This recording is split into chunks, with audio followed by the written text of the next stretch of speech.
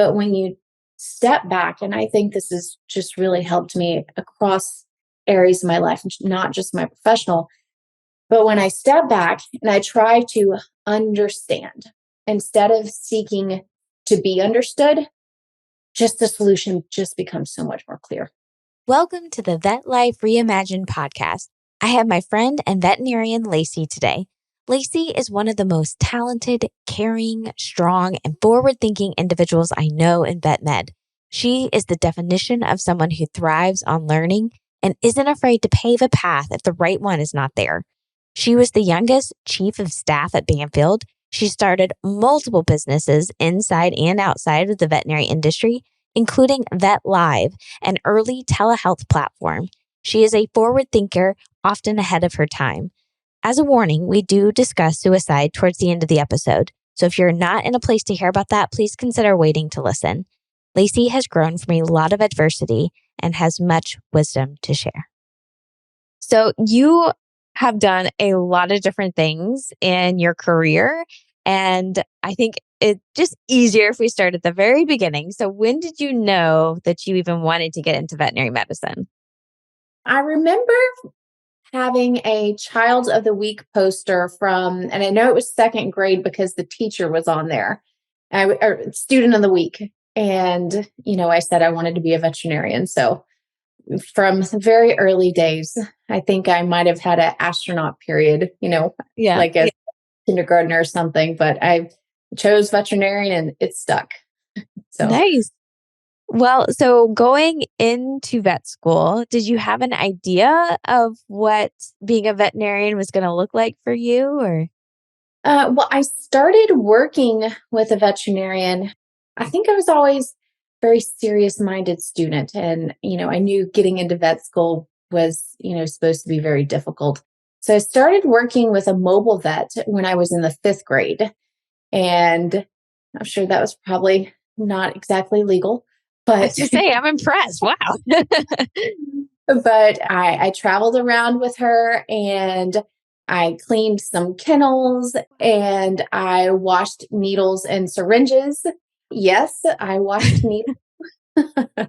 So this is, way old school veterinary medicine. When I was hooked and I did grow up, from that point on, I stayed in the veterinary hospital and I was kind of determined to set myself apart a little bit from the applicant pool.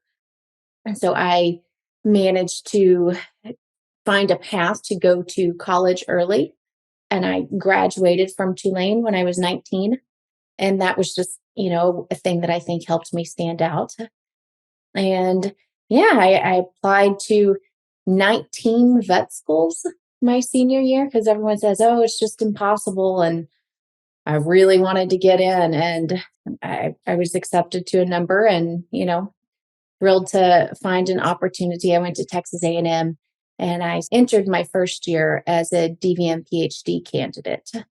And that was the first year they were trying that program. And they actually cut the program. It lost its funding before I graduated. But that's okay. It actually ended up being a really good thing, I think. But yeah, I wanted to do a PhD in virology, actually.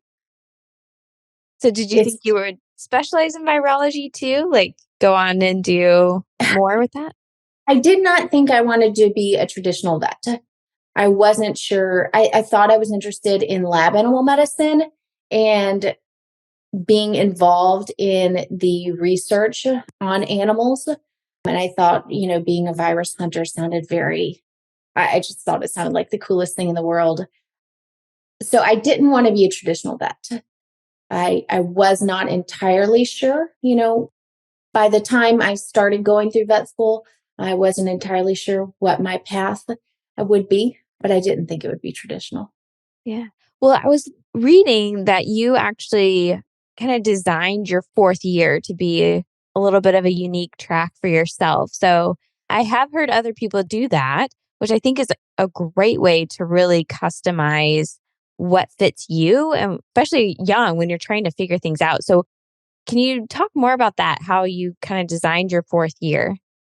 I just, I've never really been one to take the path that's available if I know it's not the one I want. Good for you. And wasn't the one I wanted. So I came up with my own and I presented it to the higher ups at the vet school and I petitioned and they approved. And I was able to go around to some fantastic universities and just research institutes. I spent some time at City of Hope in Los Angeles and Johns Hopkins and University of Michigan and Columbia University. So I spent much of my fourth year, I think I spent 5 months traveling and doing these externships. And it was a really fantastic experience. Oh, I bet. Yeah. So doing that kind of help you understand a little bit more about what you wanted to do after vet school?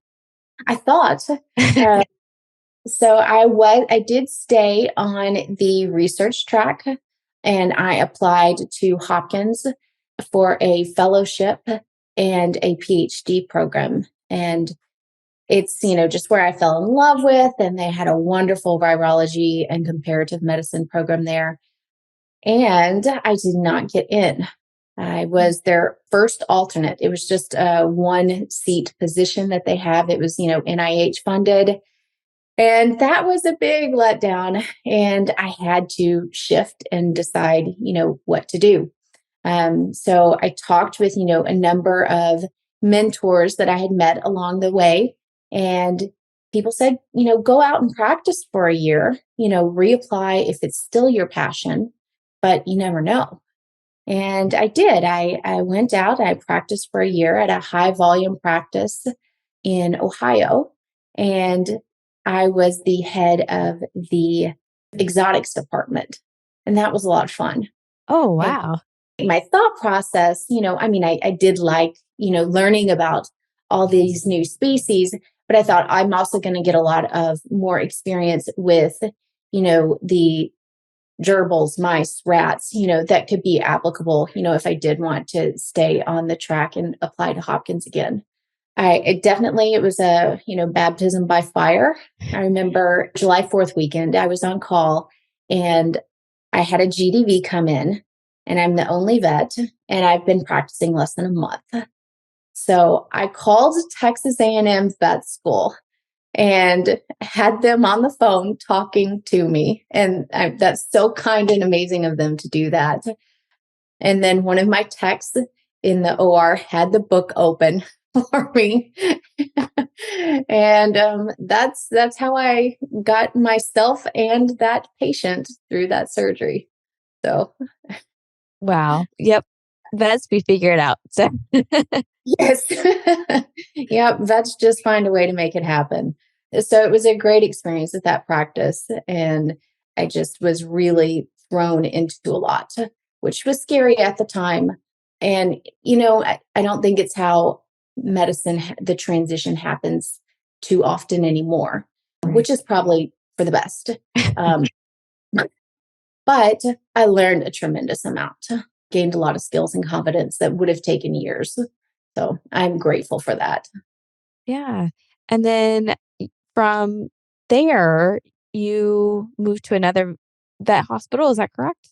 Yeah. During my first year, I became interested in the business side. And, I was very curious.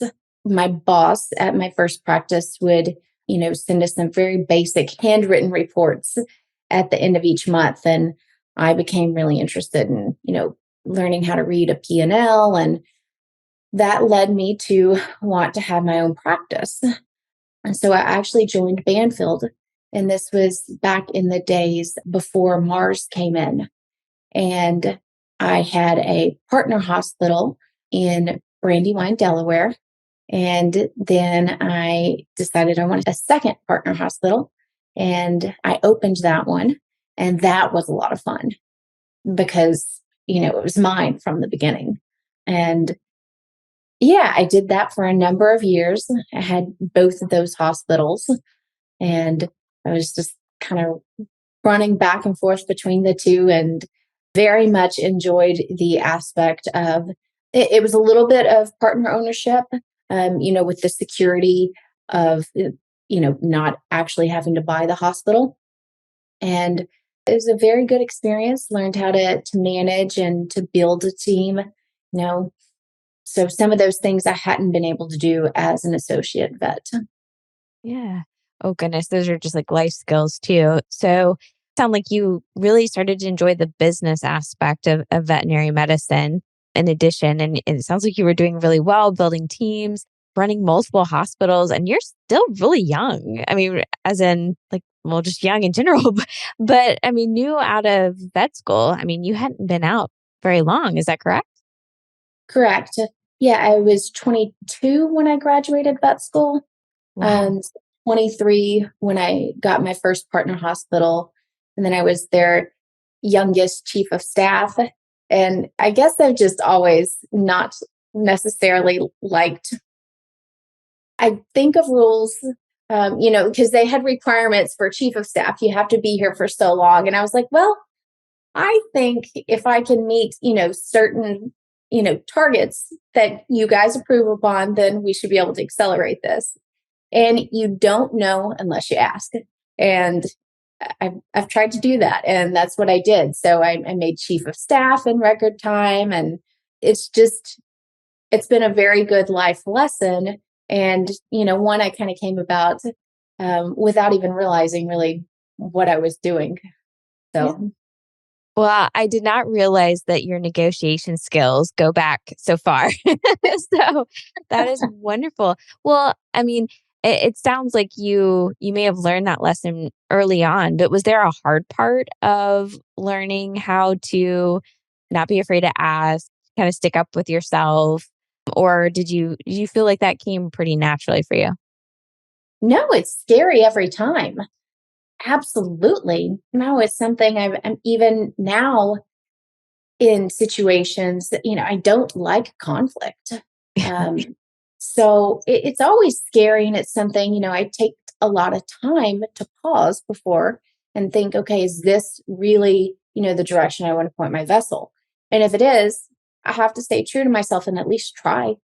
If you don't try, then that opportunity is going to pass you by. And when you find the courage, at least I found, when I find the courage to pursue it earnestly and to ask in a way that isn't arrogant, and I have to Right. examine it and make sure that, that my reasoning is pure, then oftentimes you'll be really surprised. Well, so when did you decide to be even more non-traditional and start to get into very entrepreneurial endeavors? Because you've done a lot with different starting your own businesses and supporting other startups and entrepreneurial endeavors. So how did that bridge happen? Well, when I was, discovering the aspects of practice that I loved the most, I loved empowering my staff and getting them, you know, on board with the mission, or, finding a part of, working that they could be really ignited by. And something that became important, I'm thinking in particular of my team in Whitehall, Pennsylvania. I became passionate about what I call the $4 program for prescription drugs. And I'm sure you're familiar with generic human drugs that are available from Target, Publix, Walmart, Costco, you name it.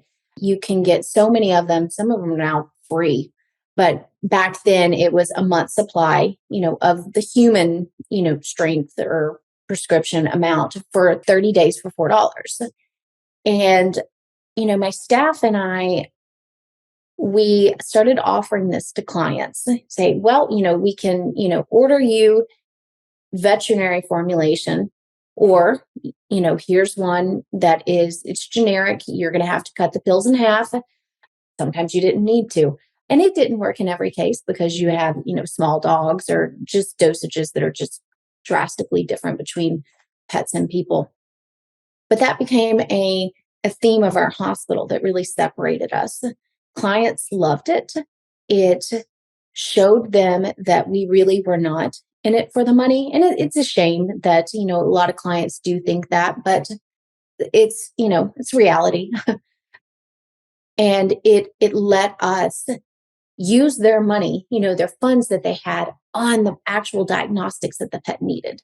So this freed up space so we could take radiographs, we could do blood work. And, people weren't spending $100 on an antibiotic. The pet was getting better care. It was just better all around.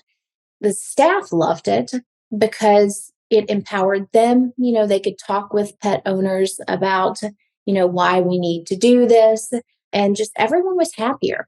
Clients were happier because they felt like we were being honest and saving them money. And it was just so good for morale all around. So I became really passionate about, finding these little ways to personalize medicine and communicate with clients, and also kind of go against the grain of, the traditional thing is, oh, let's just, throw Rimadyl at this, and the client then doesn't have the money for, appropriate diagnostics that you do in an ideal world. And we started doing a lot of custom tailored client handouts, discharge summaries, and loved that. When I transitioned from Ohio to Delaware and Pennsylvania for the hospitals, I had clients follow me. Wow. For the client communication. And I just wanted to find a way to offer this kind of communication with pet owners on a bigger basis. Banfield was also starting to shift at this point. It was feeling much more corporate, and I didn't like that. So I was able to come up with this idea of what I didn't know was telehealth at the time. Because I don't think telemedicine, we didn't know that word back then. So this was back around 2010 that I was writing a business plan and, sought out resources at the SBA because I didn't know what I was doing. But, that's when you get to learn and to ask others who know a lot more than you do. And the idea was for a 24/7 veterinary advice and to be available to people worldwide. And it was internet based, and it was just so much fun to do. I stepped away from the hospitals full time, and the $4 program was one of my things that I was so excited to share with the world, amongst other things. It's nice to be an unbiased second opinion. I think people really value that. And I really enjoy walking the line of pushing the industry, but making sure it's the right direction. Like, you're not pushing it in a way that's bad for pets or their owners, because you have two clients. One is a client, one's a patient, but you have two people or two beings, you have to keep in mind. And so that's what Vet Live was back in the day. It was that first, there's got to be a way to connect with more people and to do good on a bigger scale. And yeah, it was, very much a dream, and a lot of my thoughts were naive. And that's a really cool place to be, because you don't get it back. You do learn, but you never get that back. Yeah. That's a very interesting statement that I have definitely thought about before, is sometimes when you know too much, it actually holds you back from doing a lot. Mhm. So you said 2010. Is this around the time you decided to go to law school? No, that was more Okay. recent. Oh, Um, okay. I'm off on my dates. Okay. Well, we can get there. So, when did you meet your husband? Because he's as a vet too. Vets, we meet other vets. So when did you meet your husband? I met him in 2007, Okay. and we married almost a year to the day later. Oh, So, wow. yeah, I Yeah. don't know why we were in such a rush, but we were. When they say. So why wait? Well, oh, very cool. So was he at Banfield as well, or was that right before? He had been at Banfield, Okay. but he had stepped away, and he was getting his MBA. Okay. So He very was not practicing anymore. So also another business person because or business thinking, and also helped in a lot of the entrepreneurial businesses as well. So from the telehealth business, and you started to talk about being naive. So if you want to elaborate more on that to kind of explain where you went to next. Oh, well, when we launched, we weren't sure if we were going to be indexed by Google right away, how soon the questions were going to start rolling in. And I don't remember when I got my first question, but it was not the first day. It was probably the first week, but they trickled in Yeah. slowly. So it was definitely ahead of its time, Yeah. which I don't think is always a bad thing. It's probably not the best if your primary motive is, financial. It's not great to be that ahead of the curve, but it was a wonderful experience. I had VetLive for a number of years and it wasn't fully paying the bills. So I had to do other side hustles. I started writing, started a veterinary marketing firm that was a total bust, started a Philly meal deals.com site. You remember in the Groupon Yeah. phrase. Yep. And that was my first acquisition. Actually made just a little bit of money. So then we moved to Florida. For my late husband got a job down here. And I was doing Vet Live. And then I was one of the co-founders of a veterinary digital marketing agency. And that picked up steam much more quickly than Vet Live, although Vet Live was gaining a lot of traction by this point, because it had been around a while. We had developed some just really symbiotic partnerships over the years. Embrace Pet Insurance was the first big home run. And that was something I just thought, there's got to be a way to take the nurse's hotline of your insurance, that's what it was back in the day, and apply it to the pet telehealth, because we had seen how much money it saved pet owners. So often they just don't know if they need to go to the emergency clinic, or it also saves money because they don't know if they should go to the clinic. But when they do need to go, the sooner you get there, like the less expensive the bill's going to be. If you sit around and wait, it's going to be, you're going to have to do much more diagnostics. And, that's not even addressing the pet's prognosis goes down. So it's much better all around. And especially, adding that onto an insurance company with the business side, it's a win, and the cost saving and what a value add for the pet owners. Rover.com was another relationship that just made a lot of sense. And I think we had the relationship with Embrace, it was over 5 years. And Rover, I think it was closer to 8 or 9 years. So those were good, longstanding relationships. Pretty cool. And, now most pet health insurance companies do offer some sort of vet on call service. Mm-hmm. And that was my idea. Not that it's a unique idea, but I put it into motion the first time.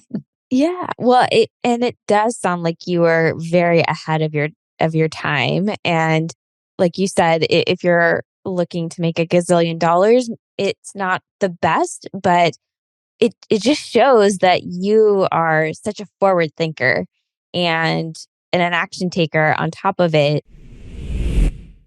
Hey, thank you for watching Vet Life Reimagined. This is still a growing channel on YouTube, so liking the video, subscribing to the channel, leaving comments, and sharing the show all go a long, long way right now, and it is all seen and appreciated. I still have over 40 guests and many more videos on the channel that you can go back and listen to, like Justine Lee, i.e. Vet Girl, Dr. Brent Mayab, Alyssa Mages, Rob Trimble, Megan Parks, and many more. I've created playlists for you so you can dive in. You can listen to veterinary technicians, veterinarians, veterinary students. You can discover all of that and more if you go to the main page episode of the Vet Life Reimagined YouTube channel. The link is down below if you need it. Now, back to the conversation. So, with all of these businesses, when you're thinking about lessons learned that you feel are important for others in the veterinary community to also understand, what would you say are some of those lessons? You've got to know your why. You can't just create a business without a problem, and you have to be passionate about it. Slow down, take a big pause. I think I did take many risks, but I evaluated them thoroughly. And I didn't just evaluate it, I had them evaluated by people that were a lot smarter than me. Mm. So that for me has been critical because, the more I learn, the more I realize I don't know. And of course, I'm not the first person to say that, but it holds very, very true. And when you go out as an entrepreneur, Vet Live was fully self funded. I didn't make anything for, well over a year. You just put things back in the business. So really slowing down and, you have to be passionate about it but because otherwise there's no one to hold you accountable to getting out of bed each day. And that is, it's really true for everyone. We have to be accountable to show up to work, but it's just escalated when you decide to go into business for yourself. Yeah. We were talking about you didn't want to be a traditional veterinarian and the importance of having a why when you make decisions. So almost like on a personal level, what are your values and your why to know what your North Star is, if that makes sense? That does. Growth has been very important to me my whole life. And I'd say learning new things is my favorite thing about this career path. It's definitely pushed me outside of my comfort zone, which is where I think the real growth happens. Not that you can certainly grow when you're content and comfortable, but, the big hard growth. And that's something that is, personally, growth, everyone may not value that as much as I do. But I know that I need that. And if I'm not growing and learning new things and being challenged in that way, then I'm going to lose steam and motivation and get a little bit bored probably and just not be my best version. As it applies to our industry, I love being part of the progression of things that need to change. Just even, my first year out, I'm so glad that that's not how it is anymore. I don't regret my first year as an associate vet, but I'm so glad that these new grads are speaking up and demanding a way to actually integrate life alongside the career because you can't really separate them. But when I graduated, that wasn't an option. It was just you're going to work your tail off and you're not going to complain about it. You're not going to get paid hardly anything. And the industry shifted so much. And it's not just our industry, the conversations that we're having as a society in whole. I think those are really important, especially the hard topics. Yeah. You said it a little while ago that you appreciate change and you want to grow, but you're also a person who wants to really stop and think about it. It's not like you want things to change just to change or that you just want to be a disruptor. It's because you actually kindly stop and think about what truly needs to change and what could truly be the right direction. So, what are some of the things that you see need some of the biggest touch when it comes to change to make the profession better? Well, I hope that no one will crucify me for saying this. I like, I love animals. I adore them. I wouldn't be a veterinarian if I didn't love animals, but I also love people. And I place a very high value upon human life. And I think so often veterinarians, and I understand why right now it's such a time to be in the trenches of our industry. And I think that can be said for a lot of service industries right now. It's not just a veterinary problem. But we are, I think, when we dig in our heels and insist about being vet centric, vet centric schedules, vet centric services that we're going to offer, vet centric drugs that we're going to offer. And we're not going to script out a generic drug because we want that money that we're making from our pharmacy. I think that's a shift that is good, that needs to happen because we are just, that viewpoint is just thinking about yourself. You've got to understand your client, and I'm not by any means do I believe that we need to just bow down to clients and give them whatever they want. We, don't need to sacrifice our mental health or schedules just to form our worlds around clients. But you have to think about the client's problem and the client's budgetary restrictions and their concerns. Their main concern may be quality of life. It may not be. There's a number of things. But when you step back, and I think this has just really helped me across areas of my life, not just my professional, but when I step back and I try to understand instead of seeking to be understood, just the solution just becomes so much more clear. So some of those things that, if thinking about how the industry is going to shift from, vets kind of digging in their heels, and again, I think it just makes the problem worse. Trying to do things and hold on to the way we want them to be, it's just wasted effort, and it makes, I think it's making your life worse in general when you do that. Instead of realizing, okay, we do need to adapt, do need to start looking at alternative models for the future. Like if vets are so overwhelmed, why are we fighting vaccine clinics so much? What alternatives are there? Such as, before COVID, veterinarians by and large were so anti telehealth.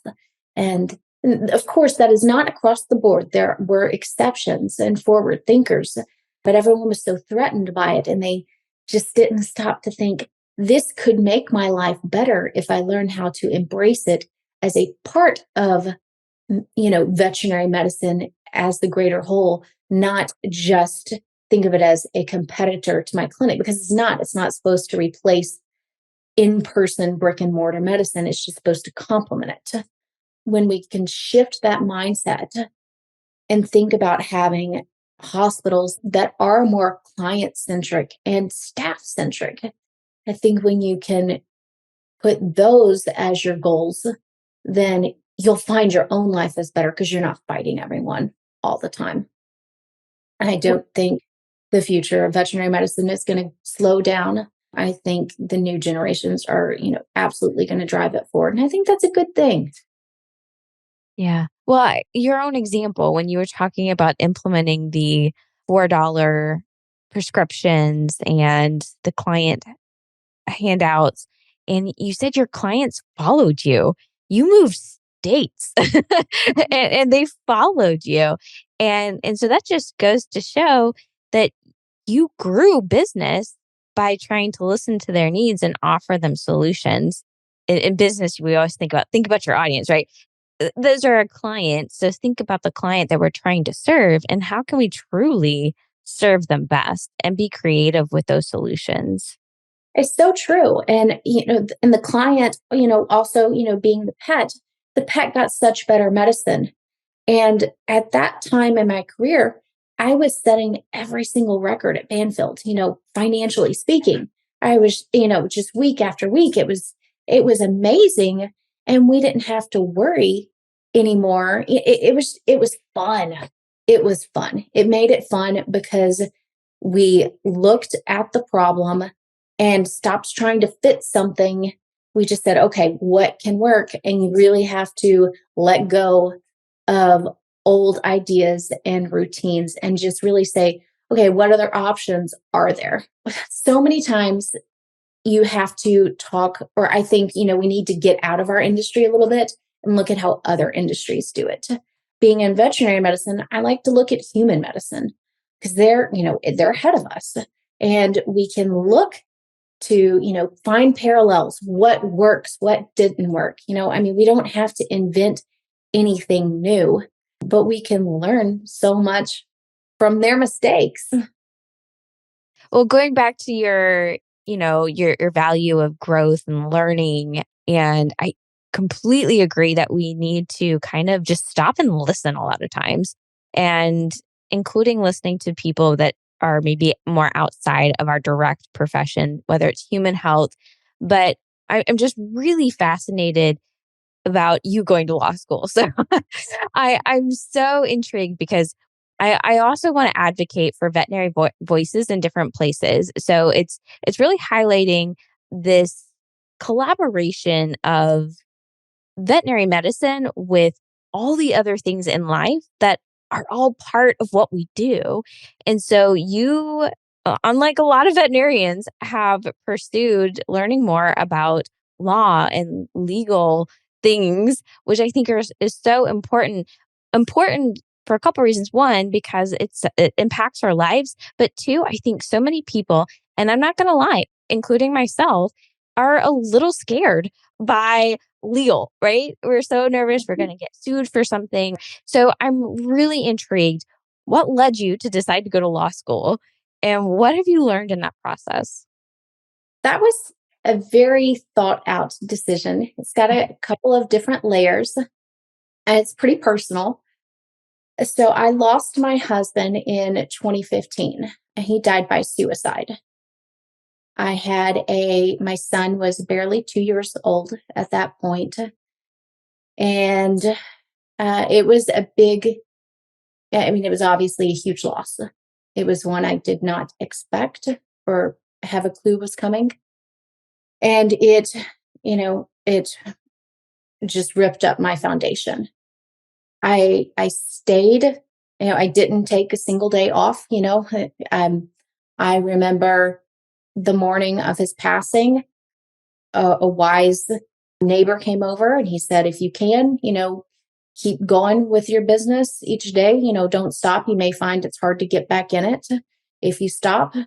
And that's what I did. I kept going every day. And I'm not saying that that's the right thing for, everyone or it's just what I did. I'm not even sure if it was the right thing, but it definitely was it,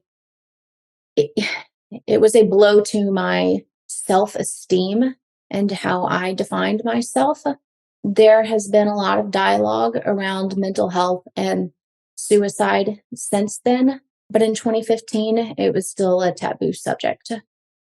And when people did say things about it, oftentimes they weren't kind. There's a lot of shame associated with it. And I really wanted to do something fresh. I knew I had always been really good at school. So I wanted to do something to kind of build myself back stronger. And I wanted to also, I was still passionate about telehealth. I still had that live, and I wanted to kind of reinvigorate myself. And, I'd been doing the hands-on part of Vet Live and running, operations and done the marketing aspects of it. But I wanted to actually learn about it, about the industry of telehealth. And Wake Forest was a program in the country that had like a top-notch legal professor on telehealth.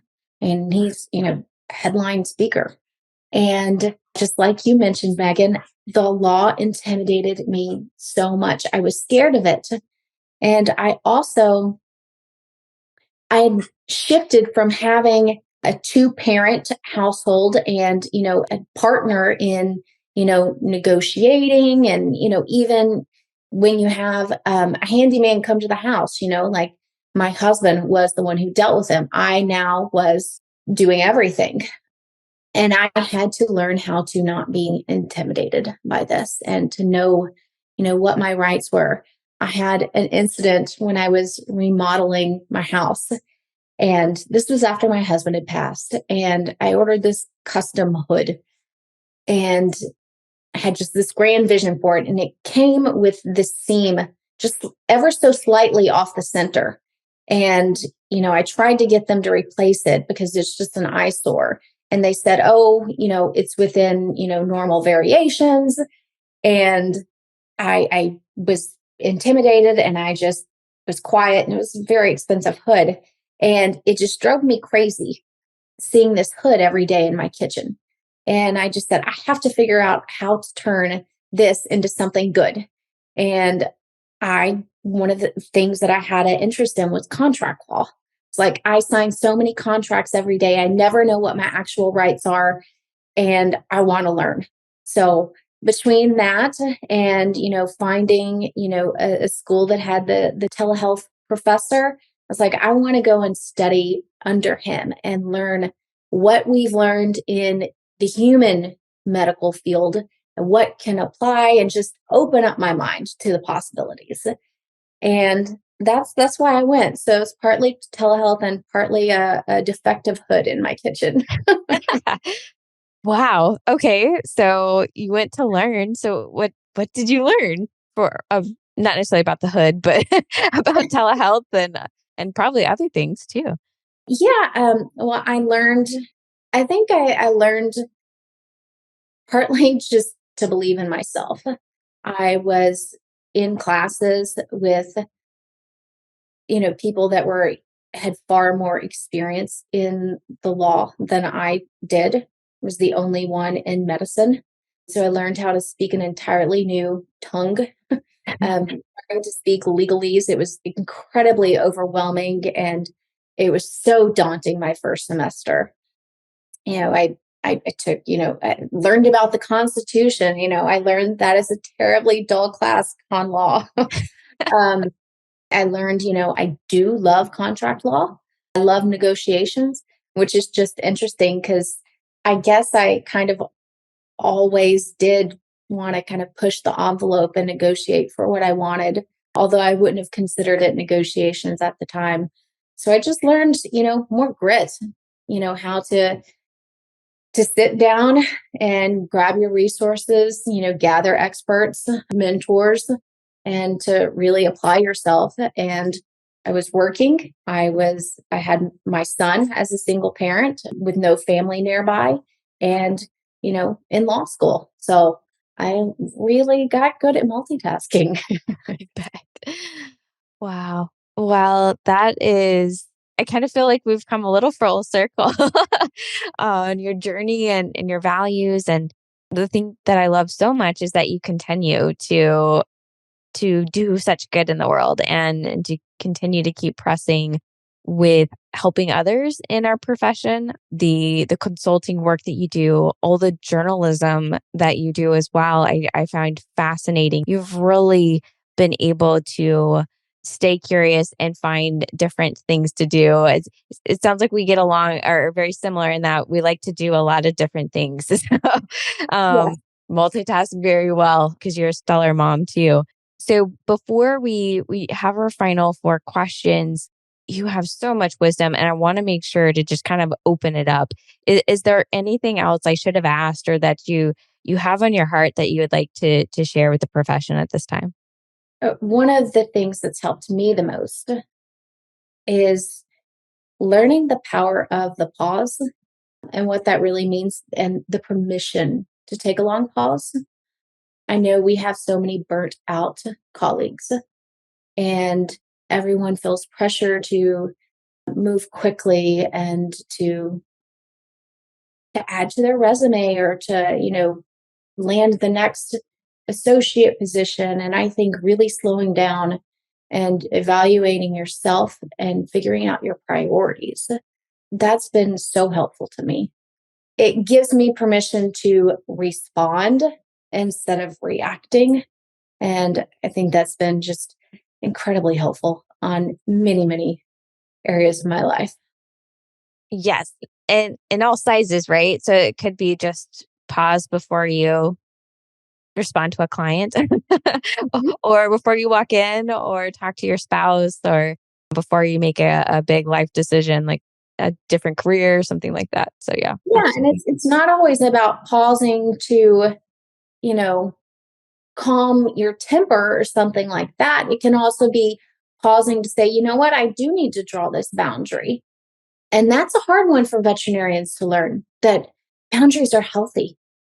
That's been, it's at least been tough for me. And I think we tend to be an empathetic group on the whole. So learning your own worth, you don't have to be pushed around by anyone.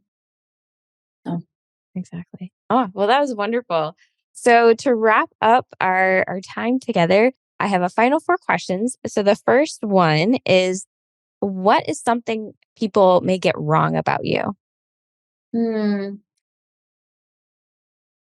I would say I love to eat. I love to try new foods. And in particular, I love spicy food. So Mm, when I go to restaurants and, I'll say, Thai hot or, go to an Indian restaurant and like, I really want it hot. I've learned to say these key phrases like I'll say pet mak mak. I'll say it in their native tongue to let them know, hey, this woman means business. Like I bring can on the handle my heat. yes. That's So that awesome. really surprises people that, oh, this white woman wants, really spicy food. Yes. I love that. Don't underestimate you. Have you heard of it's a YouTube show, but it's called Hot Ones? I haven't. No? Oh, you might appreciate this. So this guy interviews big time celebrities and he makes them eat hot wings. So there's 10 wings and 10 different sauces and Uh-huh. they increase in heat as they go. So he's doing a very good interview. Like he's asking very good questions, but they're having to eat these really spicy foods along the way. It's hilarious. So you have to check out the YouTube TV show Hot Ones. You might I'll like have to look into it. it. Yeah, I've won some wing eating contest and a habanero pepper eating contest. It was Wow. how many can you eat in a minute? That was in New Orleans. And I ate 14 in a minute. Wow. Well, if people did not respect you before now, they definitely do now. If um, respect is based on how many hot peppers you can eat. that is amazing. And it kind of goes into the second question, which is what is a hidden skill or interest you have? Oh, I don't know that that qualifies as a skill. See, I'm rather musical. I Oh, I grew up playing the piano, and I've performed in Carnegie Hall twice. So that's impressive. That yeah, is really played, cool. piano and viola. I was never very good at viola. I used to go out in the barn and practice, and the horse that we had two horses. One in her stall would go to the opposite corner, and the one that was out to pasture would go at the far end of the field. I was much better at piano, and I studied harp. I wanted to learn harp, and I took the opportunity in undergrad to start taking harp lessons. So Oh, well, that is really cool. So, of all these really cool things that you've done, is there anything still on your bucket list? you know I don't subscribe to just the theory of the bucket list. Okay. I like to just have goals and make them happen. And, that's how I'm trying to raise my son. And so I try to, live a life that, is with purpose, with intention, and, constantly examine myself and, take inventory and, make sure think that I'm doing a good job of that. So, a life well lived, continual growth. Of course, there are goals that I'm starting to study Spanish again. I minored in undergrad and I've just completely let it go. So, that's just a real actionable thing that I want to do right now. And, there's always trips to be had and, new culture to experience. But I don't like putting them on a bucket list because then when you cross them off, like what's left. So You like good growth. It's a constant goal and next thing. So that makes complete sense for you. Absolutely. The final question is, what is something you are most grateful for? the easy answer would be my son. Being his mom is the greatest blessing of my life. But I'm really most grateful for the adversity that I've faced. I don't think that anything else would have forced me to, and I guess it didn't force me to, I chose because it is always a choice. But it put me in a position where I was going to choose to just completely, scrap the foundation. It wasn't strong enough, and to just reevaluate how I was living my life. And I don't mean that like I was living my life, like a terrible life. I just wanted to live one where my vessel was always pointing where I wanted it, and live with more intention and a life of loving and serving others. And part of that is, the veterinary industry. This has been the Vet Life Reimagined podcast. Whether you are listening or watching on YouTube, I hope you enjoyed this conversation. Please make sure you are subscribed to catch all these amazing people in our profession. Also, send this episode to someone you think who would appreciate it. Have a recommendation for someone who would be a good guest? Please reach out on LinkedIn, Instagram, or Facebook. There aren't that many Dr. Sprinkles. Until next time, Vet Lifers.